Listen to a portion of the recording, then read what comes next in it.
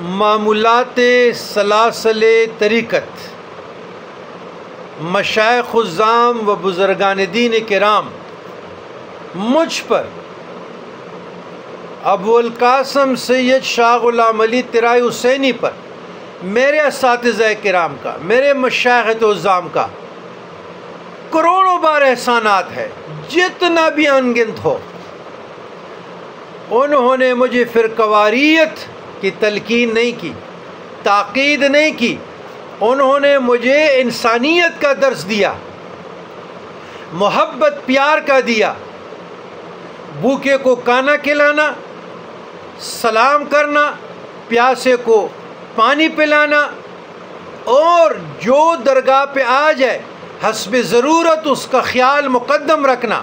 یہ اولین ترجیح ہونا چاہیے۔ کرایہ نہیں ہے کرایہ دے دے، کپڑے نہیں کپڑے دے دے، مسواک نہیں مسواک دے دے، سرما نہیں سرما دے دے، خوشبو نہیں خوشبو دے دے۔ اس کو آرام کی ضرورت ہے، اس کو آرام، حق حق پہ نہ لگا، اس کو آرام کی ضرورت ہے۔ اور ہر مہمان کے لیے اٹھنا، درود شریف پڑھنا، اور پھر اس سے ساتھ 2-4 قدم لینا۔ ادھر تو لوگ صوفی کیا بن جاتے ہیں، سجادہ نشین گدی نشین کیا بن جاتا ہے کہ اللہ معاف فرما دے، اس میں صفت انانیت اور ایک قسم کی فرعونیت آ جاتی ہے، اللہ معاف فرما دے بعض لوگوں۔ تو اور ملکوں میں، صوبوں میں، ضلعوں میں، تحصیلوں میں جا کر سفر کرنا، مجالس محافل کرنا، اور اس پاک درگاہ طریقت کے نام پر احکام الہی، امر بالمعروف و نہی عن المنکر کے اثر سے لوگوں کو اپنی مالی امداد کے لیے راغب کرنا، حصول دنیا کے لیے، اپنے حاجت روائی کے لیے مدعائے طریقت اور ہمارے جملہ بزرگان دین، مشائخ الظام رحمت اللہ علیہ مجمعین کے ارشادات کے منافی ہے اور طریقت کی بے عزتی ہے، اس سے بچنا چاہیے۔ نمبر 5، ایسے لوگ بھی اس پرفتن دور میں پیدا ہو گئے ہیں جو ہماری درگاہ پہ نام، ہمارے آباء و اجداد کے نام سلطان الفقراء، سلطان قدوۃ الاولیاء، سلطان الاولیاء دیوان اعظم دیوان شاہ پشاوری، یا سید الخالق شاہ رب اللہ نور السادات قدوۃ الاولیاء حاجی بابا رحمۃ اللہ علیہ، یا میاں سید عبداللطیف میاں کلی بابا، اس قسم کے اور بھی ہمارے جملہ مشائخ الظام کے نام پر، ان کے مقبرہ کے نام پر، ان کے درسوں کے نام پر، ان کے قبروں کے نام پر کسی سبیل سے بصورت چندہ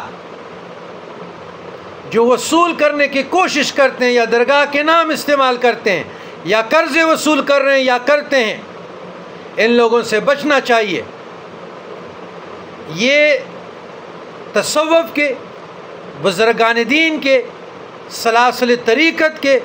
اور ہمارے بزرگان دین کے اطوار یعنی طور طریقوں کی عزت کے خلاف ہے، ہدایات کے خلاف ہے، تعلیم و تربیت کے خلاف ہے۔ نمبر 6، ہم اپنی بات کر رہے ہیں، ہماری درگاہ سے، دربار طریقت سے کوئی اشتہار، کوئی رسالہ، کوئی کتاب، کوئی شجرہ شریف نسبی یا طریقت یا سلاسل طریقت، کوئی مضمون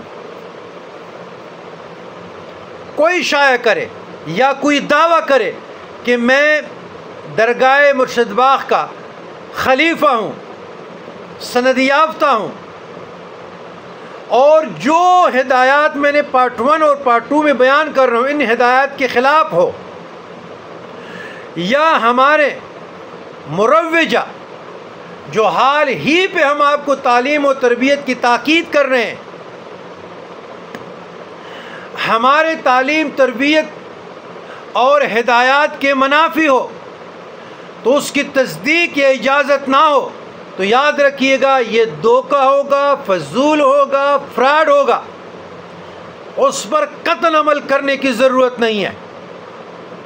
نمبر 7، جو لوگ طریقت سے تعلق رکھنے والے ہیں وہ اپنے معاملات میں لازماً تعلیم و تربیت کے لیے اجازت، رہنمائی، رائے اور مشورہ حاصل کریں۔ نمبر 8، جو خلفاء صاحبان بالفرض عرس، روحانی اجتماع یا 11ویں شریف، ماہانہ محافل یا ہفتہ وار محافل، روحانی اجتماع قائم کرنا چاہے تو وہ اپنے سے قائم کرنے کے لیے چودھری نہ بنے، تحریری اجازت اور سند حاصل کریں اور تاریخ باہمی رضامندی اور مشاورت سے مقرر کر لیں۔ جو لوگ بغیر اجازت کے اس قسم کے ہٹ کرنے استعمال کریں گے تو ظاہر یہ تو منافقت کی نشانی ہے، نفاق کی، ظاہر یہ تو پھر ایسے لوگ تو ذلیل ہوں گے۔ تو لہٰذا تمام دوست احباب اللہ کے لیے، اللہ کی رضا کے لیے اور تصوف کو سمجھے، مدعائے طریقت کو سمجھے، تعلیم اور تربیت ہدایات کو سمجھے، ریا و نمود و نمائش سے باز آ جائیں، فرقواریت سے باز آ جائیں۔ ہم وہ تربیت، وہ تعلیم آپ لوگوں کریں جیسے ہماری ہوئی ہے، تمام انسانیت کے لیے سوچنا ہے، تمام امت مصطفیٰ کے لیے سوچنا ہے، تمام اللہ کی مخلوق کے لیے سوچنا ہے، ان کی آخرت کی سوچنا ہے، ان کی فلاح کی سوچنا ہے، ان کی ایمان کے لیے سوچنا ہے۔ تو آپ لوگ فرقواریت سے بالاتر ہو کر اللہ کے مخلوق ان میں دین کیسے آ جائے گا، وحدانیت کی شمع کیسے ان کے قلوب میں لا الہ الا اللہ کی شمع روشن ہوں گے، یہی بزرگان دین کی تعلیمات ہے۔